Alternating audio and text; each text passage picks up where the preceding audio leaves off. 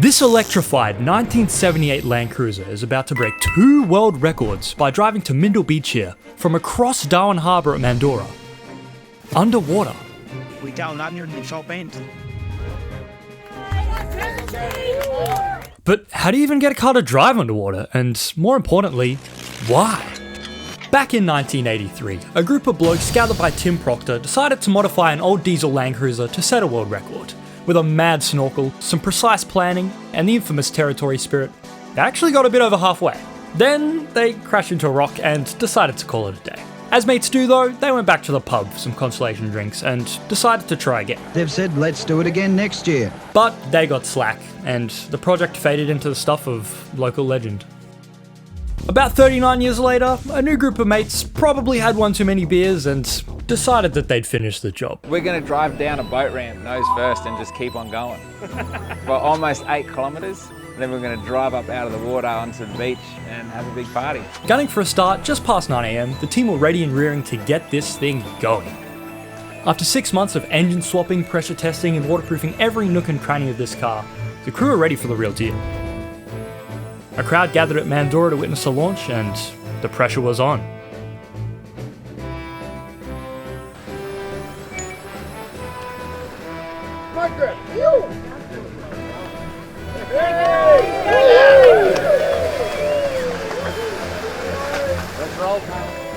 With full scuba gear and an umbilical cord for comms, the divers would have to rely on a compass while following the directions of the support boat above to navigate the underwater route and achieve the impossible.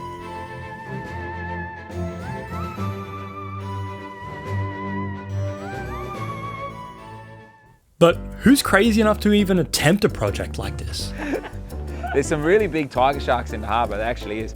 Well, you've got Tommy Lawrence, legendary anti-producer. My ex-mother-in-law is way scarier than any crocodile or shark that I've ever seen, so Luke Purdy, stuntsman and a TV icon. And Taylor Smith, a mechanic and local legend. Buying a cult classic 1978 short wheelbase Toyota Land Cruiser off Gumtree for a bargain at $5,000. These 3 fellas soon realised it was going to take more than a bit of work to get this thing roadworthy, let alone seaworthy. As is the territory way though, they knew some blokes. We're not going to be able to get this motor driving underwater. We can't waterproof the petrol. It's got spark plugs and too much electric. That's when they got their mate Glenn Summers on the job. An electrical engineer experienced with solar cars, he'd be the electrical brains of the project.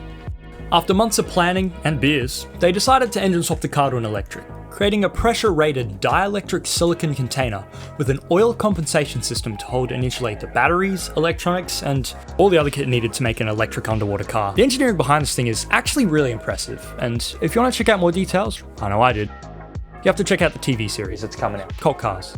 Funnily enough, the gears, drivetrain, and pretty much everything besides for the motor itself were still stock on the Land Cruiser. It's crazy how hardy these things are. Can't you just wrap some Glad wrap around them? Sigaflex, Glenn. With a crusty orange paint job, similar to the shell of the crabs found in Darwin Harbor, she was dubbed the Mud Crab.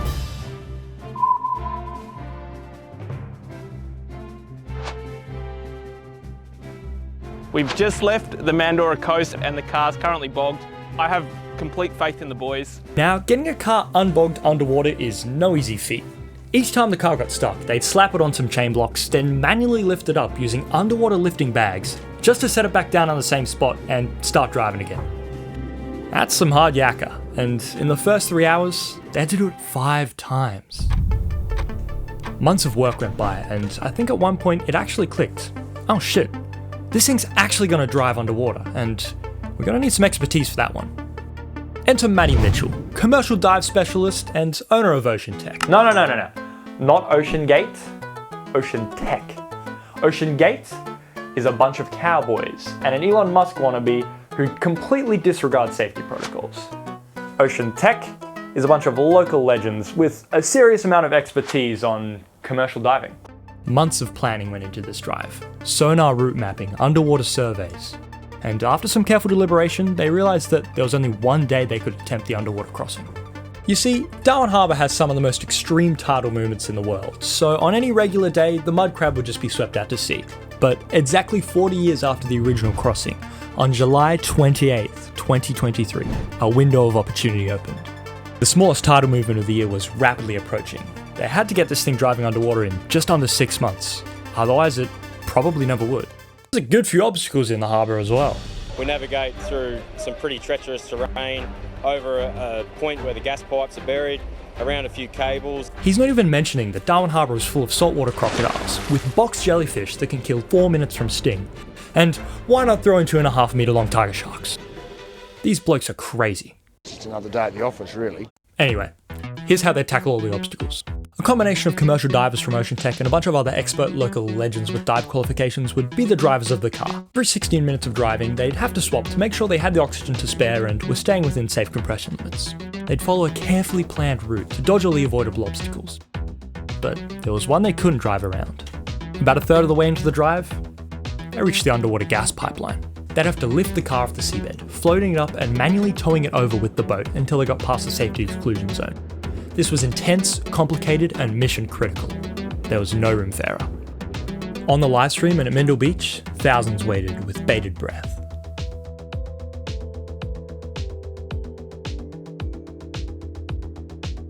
They were clear of the pipeline, but the mud crab's greatest challenge yet was steadily approaching. They were about to reach the bottom of the shipping channel. 30 metres of depth, this would be the point of greatest pressures, and it would test the mud crab's engineering. Yeah, I mean, we just the thing drove really well at 2 metres, and officially we did a lot of the tests up to 100 PSI, where this is getting 45 PSI above ambient at the deepest. But, you know, it's been really tight timelines. We've done all the work. We're here with a very professional crew. It's a bit nerve-wracking. We just got to see what happens at this point. To make matters worse, the divers would have to make costly decompression stops to prevent the bends, chewing through valuable minutes before being able to reach the surface and swap helmets again. 6 hours to go. 6 hours? I hope not. We've got to be out of the shipping channel by 4, so they're on a bit of a time clock now. Hours of grueling dives passed, recovering bog after bog in the darkness at the bottom of the harbour, until finally, culminating in a steep incline of thick mud, they'd cleared the shipping channel. A couple weeks before launch, the drive almost looked like it wouldn't be a reality.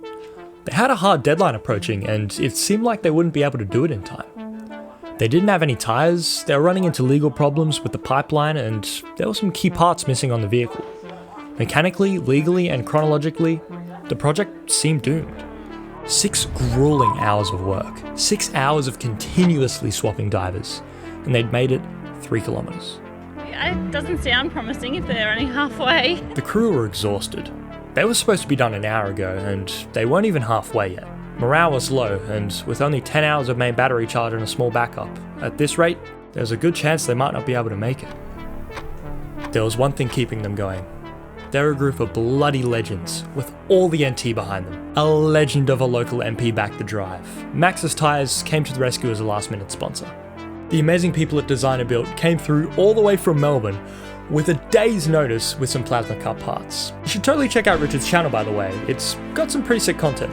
There's just too many heroes to possibly mention in this video. Countless people who volunteered their time, tools, expertise, anything they could to get this thing done. Engineers, mechanics, creatives, legends united by one reason, one cause. Because seeing that car drive out of the water on Mindle Beach would just be so sick. I'm pumped. I don't think anything's going to go wrong. You know why it might be the day? It's because of the enormous support we've had. One man fighting for his country is worth 100 fighting for money. This is it. We're all here for the love, for the territory. So we're going to give it a red hot go.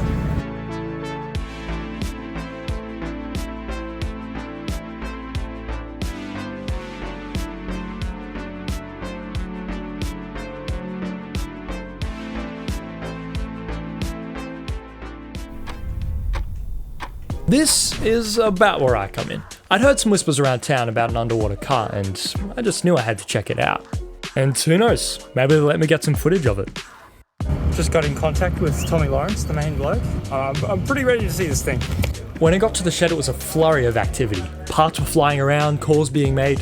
It really was a race to the finish. It's crunch time. We've got 2 days, and look at this thing. It's not polished. It's not even painted yet. Eventually I got a hold of Tommy for a quick chat, and I definitely got a lot more than I bargained for. They just sort of put me on the job. Wasn't expecting that. I had 4 days to get this thing going. TikTok's done. Instagram, done. Getting footage out to news channels? We had to.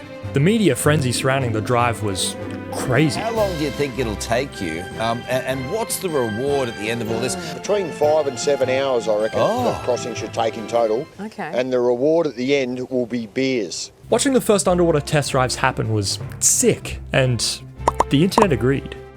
As the day of the drive edged closer and closer, I found myself getting more and more involved in the production.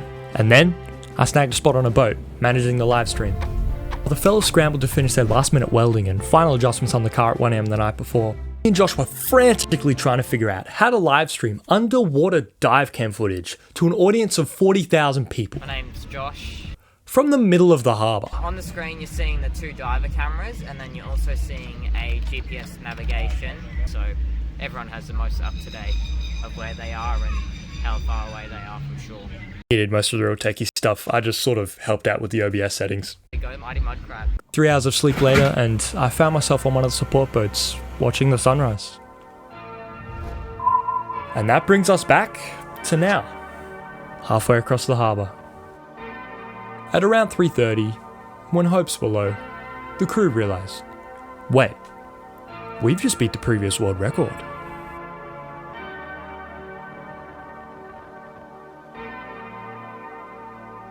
With a renewed spirit, the crew persevered.